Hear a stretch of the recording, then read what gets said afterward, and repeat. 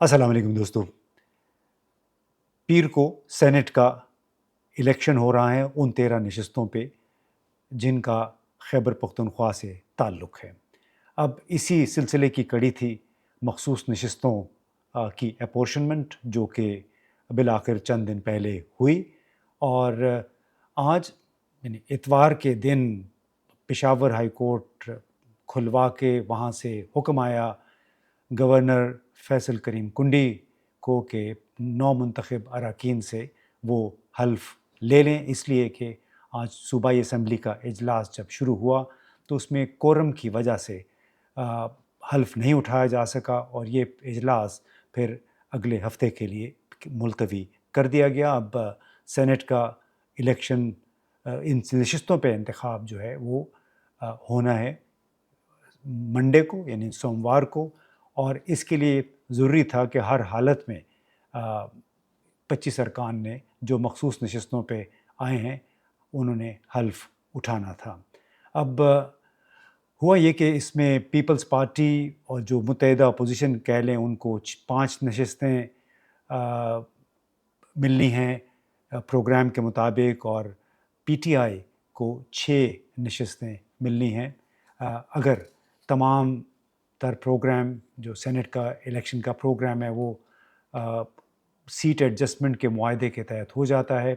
अब seat adjustment की वजह से बहुत सारी बदगुमानियाँ पैदा हो गई हैं और ये देखा जा रहा है कि अगर तो तमाम मुकाबला बिला मुकाबला भी होता है या नहीं, अगर मुकाबला नहीं होता तो सीट एडजस्टमेंट के तहत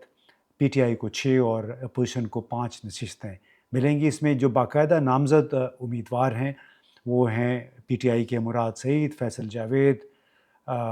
मिर्ज़ा ख़ान आफरीदी, मौलाना नूरुल हक कादरी, आज़म ख़ान स्वाति और रूबीना नाज। अपोजिशन के उम्मीदवार तलहा महमूद, अताउल हक दरवेश, नियाज़ मोहम्मद, दिलावर ख़ान और रूबीना खालिद हैं। कामयाबी के लिए पीटीआई के वोट भी दरकार होंगे, लेकिन पीटीआई जो है वो अंदरूनी खलफशार का भी शिकार है। अब सबसे पहले तो ज़िक्र ये हो जाए कि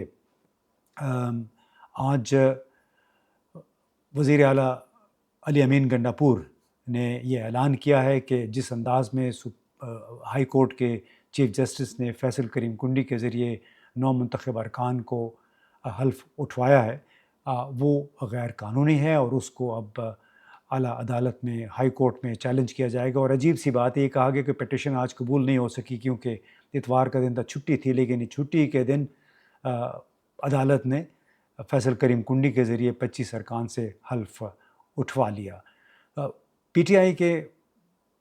तर्जुमान का ये कहना है कि स्पीकर ने हल्फ उठाने से इनकार नहीं किया, कोरम मुकम्मल नहीं था और 24 जुलाई को ये इजलास तलब किया गया। ज़ाहिर है इसमें सियासत भी शामिल है और पीटीआई के मुताबिक ये गवर्नर हाउस में हल्फ उठाया जाना जो है वो एक गैर आइनी अमल था। आर्टिकल 255(2) सिर्फ नाकाबिल अमल सूरत हाल पर लागू होता है अगर स्पीकर सूबाई असम्बली वज़ीर आला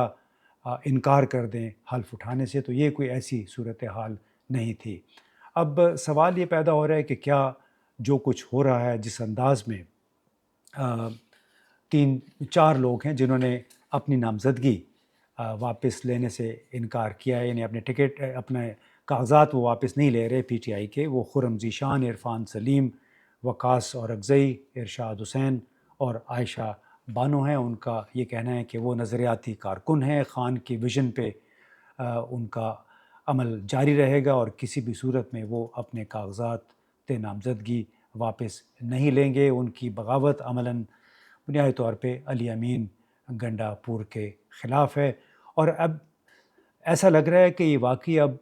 ये जंग जो है वो नज़रिए और जमूत के स्टेटस को के दरमियान यानी मौजूदा निज़ाम के दरमियान है। एक तरफ कारकुनों की बगावत है जिनका नाम अभी हमने लिया, जिसमें खुर्रम ज़ीशान, इरफ़ान सलीम और इरशाद हुसैन और आयशा बानो शामिल हैं, और दूसरी तरफ अली अमीन गंडापुर और जो 93 अरकान ने सूबाई असम्बली हैं उनकी अक्सरियत है। अब देखना ये है कि ये जंग कहाँ क्या रुख इख्तियार करती है اور حقیقت کیا ہے؟ حقیقت یہ ہے کہ بہت سارے جو ناراض ارکان ہیں، وہ لوگ جو کہ سینٹ کا الیکشن جنہوں نے نامزدگیاں جو ہیں وہ قبول کرنے سے انکار کیا ہے اور کہا کہ وہ کاغذات اپنے واپس نہیں لیں گے، کہ وہ نظریاتی کارکن ہیں اور ان کا یہ مطالبہ ہے کہ قیادت کو اب جاگ جانا چاہیے، حقیقت کو تسلیم کرنا چاہیے کہ پی ٹی آئی کے کارکن دوسری جماعتوں کی طرح روبوٹ نہیں ہیں، اور یہ کہ وہ باقاعدہ قیادت کا آڈٹ کرتے رہتے ہیں، ان کے اعمال کا جائزہ لیتے رہتے ہیں، اور پیغام یہ ہے کہ جو بہترین کارکن ہیں نظریاتی، ان سے ٹکٹ لے کر کسی امیر آدمی کو، جس کو اے ٹی ایم بھی کہتے ہیں، اس کو ٹکٹ دینا غلط ہے۔ اور اس سے کچھ لوگوں کا پارٹی کے اندر یہ بھی کہنا ہے کہ ہمیں کچھ کہنے کی ضرورت ہی نہیں ہے، ان حالات پہ تبصرے کی ضرورت ہی نہیں ہے، جو کچھ ہو رہا ہے اور جو کچھ علی امین گنڈاپور کر رہا ہے فوج کی سربراہی میں موجودہ نظام کے سہولت کار کے طور پہ، لوگ ان کارکنوں کو لگ رہا ہے کہ وہ کام کر رہا ہے، جس کی وجہ سے بڑے شکوک و شبہات پیدا ہو گئے ہیں کہ اس نے اپنی سیاست چمکانے کے لیے جی ایچ کیو کے ساتھ ساز باز کر رکھی ہے اور سیٹ ایڈجسٹمنٹ بھی کر لی ہے، اور اس کا مطلب یہ بنتا ہے کہ دوسری جماعتوں کے علاوہ جے یو آئی کے ساتھ بھی گٹھ جوڑ، وہ جماعت جو کہ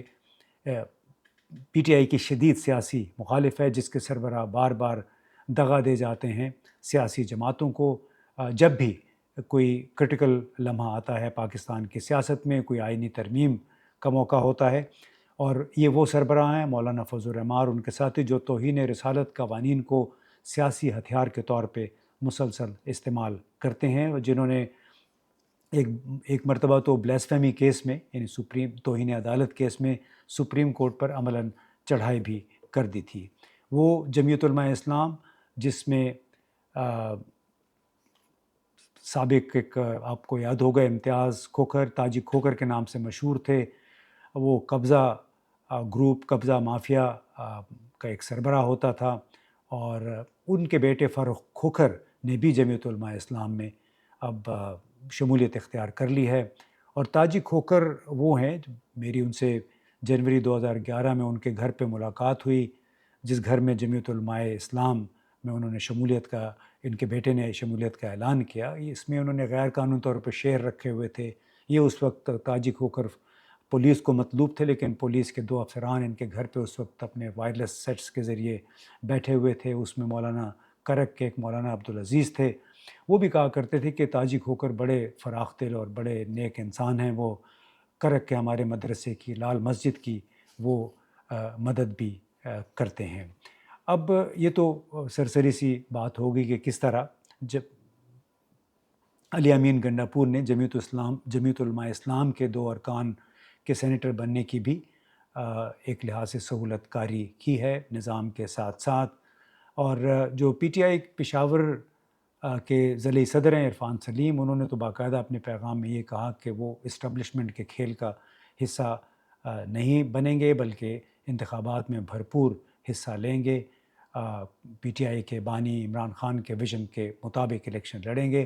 ایک اور ناراض امیدوار جو ہیں خرم شہزاد، انہوں نے بھی کہا کہ سینٹ ٹکٹ یا دیگر عہدوں کا ان کے لیے کوئی معنی نہیں رکھتا، لیکن الیکشن نہ لڑنا عمران خان کے نظریے کے خلاف ہے، اور مجھے دوڑ سے دستبردار ہونے کے لیے طرح طرح کی دھمکیاں مل رہی ہیں، لیکن میں دستبردار نہیں ہوں گا چاہے مجھے 1 ووٹ بھی نہ ملے۔ ایک اور امیدوار عائشہ بانو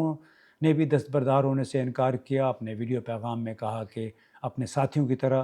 میں بھی سینٹ الیکشن لڑنے جا رہی ہوں، اور سینٹ کی نشستیں عمران خان کی ہیں اور وہ ہمارے پاس ایک مقدس امانت ہیں۔ تو اب جو صورتحال بنی ہے اس کا لب لباب کچھ یہ ہے کہ اس وقت پی ٹی آئی بحیثیت جماعت اپنی بقا کی جنگ لڑ رہی ہے، جیسے اب بقا ڈاکٹر یاسمین راشد، سینیٹر اعجاز چودھری، عمر سرفراز چیمہ، یہ بھی اپنی جنگ کی زندگی کے ساتھ ساتھ پارٹی کی بقا کی جنگ بھی لڑ رہے ہیں جیل میں بیٹھ کے، بشمول عمران خان کے۔ اب خدشہ یہ پیدا ہو رہا ہے کہ جس طرح بلوچستان میں باپ پارٹی پیدا ہوئی تھی، بلوچستان عوامی پارٹی، کیا اسی طرح خیبر پختونخوا میں بھی خیبر پختونخوا پارٹی، یعنی باپ کے پی کی طرز پہ ایک نئی پارٹی بننے جا رہی ہے پی ٹی آئی کو خراب کرنے کے لیے، اور کیا پی ٹی آئی زندہ رہے گی؟ اس وقت تک جب تک عمران خان ہیں. یعنی یہ ایک پیغام ہے بنیادی طور پر بڑا سیدھا سادہ سا کہ کیا یہ تمام کام کرنے سے ارکان کی خرید و فروخت اور ان کو الیکشن کمیشن کے ذریعے تمام الیکشن پروسیس کو مینیپولیٹ کرنے کے باوجود جو الیکشن میں آپ کو معلوم ہے کہ جس طرح الیکشن سے پہلے بلے کا نشان بھی لے لیا گیا تھا، اس سے لے کے آج تک خیبر پختونخوا میں سینٹ کے الیکشن تک، کیا اس طریقے سے عمران خان کو بالکل فارغ کیا جا سکے گا؟ یعنی سوال بنیادی طور پہ ہمارے حکمرانوں کو یہ اس کا جواب دینا ہے کہ جتنی بھی انہوں نے ریاستی طاقت استعمال کر لی، اختیار ظاہر ہے ان کے پاس اختیار ہے، حکومت میں ہیں، وہ سب کچھ کر سکتے ہیں، تو کیا عمران خان کو وہ لوگوں کے دلوں سے نکال پائیں گے؟ یہ ایک بڑا ایک سوال ہے جس کا انہوں نے جواب دینا ہے. دوسرا یہ کہ اب سینٹ میں عددی برتری حاصل ہونے کے بعد اور پی ٹی آئی کے ہم خیال ارکان کی مدد سے کیا 27ویں ترمیم جس کی اس وقت بڑی بازگشت سنائی دے رہی ہے وہ لائی جائے گی، اور اس میں سابقہ فاٹا کی کم از کم جزوی بحالی اور اس کا کنٹرول وفاق کے حوالے کرنے کی راہ ہموار کی جائے گی تاکہ وہاں پر معدنیات کے ذخائر پر وفاقی حکومت کا کنٹرول دوبارہ حاصل کر لیا جائے. فاٹا کے خاتمے سے پہلے اور فاٹا اور بعد میں 25 مئی 2018 کو فاٹا کا انضمام ہوا تھا، قراردادیں باقاعدہ ترامیم 25ویں ترمیم پیش کی گئی تھی قومی اسمبلی میں. 31 مئی 2018 کو فاٹا باقاعدہ پاکستان میں نئے 6 ضلع بن گئے تھے، 7 ضلع خیبر پختونخوا میں شامل ہو گئے تھے. اس وقت بھی بہت ساری معدنیات نکالی جا رہی تھی لیکن اتا پتہ کسی کو نہیں تھا کہ اصل میں کون کیا وہاں سے نکال رہا ہے. خیبر پختونخوا کے اکثر سیاستدانوں کو بھی اس بارے میں تشویش لاحق تھی کہ ان کی معدنی دولت کس طرح وہاں سے باہر جا رہی ہے. اب جب سے پی ٹی آئی کی حکومت نے اس کو چیلنج کرنا شروع کیا اور پھر جب خاص طور پہ اس وقت جب اسپیشل انویسٹمنٹ فیسیلیٹیشن کونسل نے وہاں سے ان معدنیات کے حوالے سے معاہدے کیے یا سرمایہ کاری کی پیشکشیں کی غیر ملکی سرمایہ کاروں کو، تو اس وقت سے پھر یہ ایک تنازع بنا ہوا ہے. اور یہ سزائے بازگشت یہی ہے کہ 27ویں ترمیم ہوگی، اس میں فاٹا میں جرگہ کا نظام بحال کیا جائے گا، اور اس میں مولانا فضل الرحمان بھی بڑے پیش ہیں. ابھی وہ کہتے ہیں کہ جو اس وقت فاٹا کے علاقوں کو اعتماد میں نہیں لیا گیا تھا ترمیم کرنے سے پہلے، تو ایک بڑی تشویشناک صورتحال اس نقطہ نظر سے کہ دنیا میں معاشرے جو ہیں وہ جنگلوں سے قبائل سے پھر شہری علاقوں کی طرف نئے قوانین، نئے کوڈ آف لائف کی طرف منتقل ہو رہے ہیں، بڑھ رہے ہیں. ہمارے ہاں ایک ریورس گیئر لگا ہوا ہے. اگر 27ویں ترمیم کی صورت میں فاٹا کی جزوی بحالی بھی ہوتی ہے تو اس کا مطلب ہے کہ ایک ریورس گیئر میں چلا جائے گا وہ علاقہ جس کو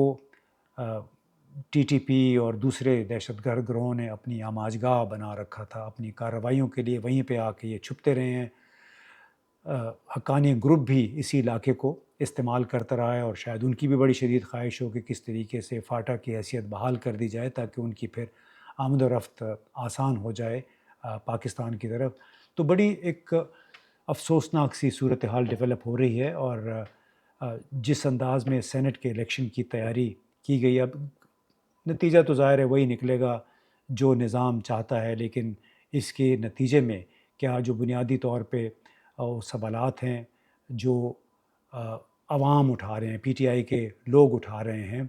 وہ یہ کہ نشستوں کی ایڈجسٹمنٹ تو بنیادی طور پہ اس بات کی علامت ہے کہ حکومت موجودہ نظام میں اپنی بقا کو عمران خان کے لیے جو ہے سے زیادہ اہمیت دے رہی ہے، یعنی صوبائی حکومت. اور اگر یہی اس کا طریقہ کار ہے تو یہ پھر پی ٹی آئی کے لیے اثاثہ نہیں ہے بلکہ ایک بوجھ ہے. تو بہت ساری ایسی باتیں ہیں جو اور بھی کرنے والی ہیں، لیکن اس وقت تک کے لیے اتنا ہی، کیونکہ پیر کے روز اب ایک بار پھر سینٹ کے انتخاب کے لیے جو 5 نشستیں پی ٹی آئی اس کو اپوزیشن کو جانی ہے، 6 پی ٹی آئی کو ملنی ہے. لیکن